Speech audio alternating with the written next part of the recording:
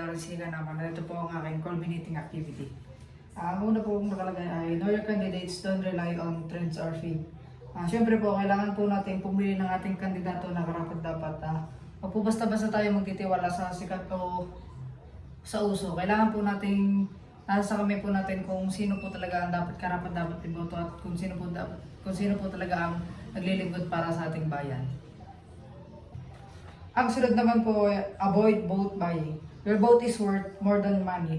Kailangan po nating wag basta-basta magtitiwala sa mga kandidato na kung sino-sino po nagbibigay ng pera. Nasa mga kamay po natin ang paraan upang tayo po ay makaboto at huwag po basta-basta tayo pipili ng hindi po karapat-dapat. Ang sunod naman po ay choose leaders who stand for truth, justice, and service. Ang kailangan po nating piliing kandidato ay dapat ay totoo, tapat at may prinsipyo para po sa ating bayan. Siyempre po, kailangan po natin ng tapat na maglilingkod o mamumuno sa atin para wala pong korupsyon na mangyayari, para maganda po ang patakbo sa ating bayan. Ang sunod naman po ay be informed and participate. Your voice matters.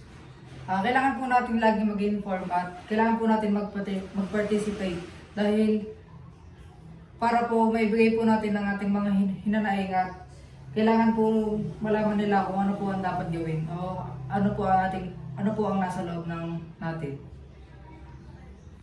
Ang sunod naman po ay vote with wisdom, not just emotion. The future depends on you. Siyempre po, kailangan po bumoto natin na may kasamang talino dahil kailangan po ito at huwag po basta-basta tayong bumase sa ating emosyon. Ang piliin po natin ay karapat-dapat at huwag po basta-basta pumili kung hindi po ito makakatulong sa ating bayan. Ayun lamang po, marami pong salamat sa pakikinig.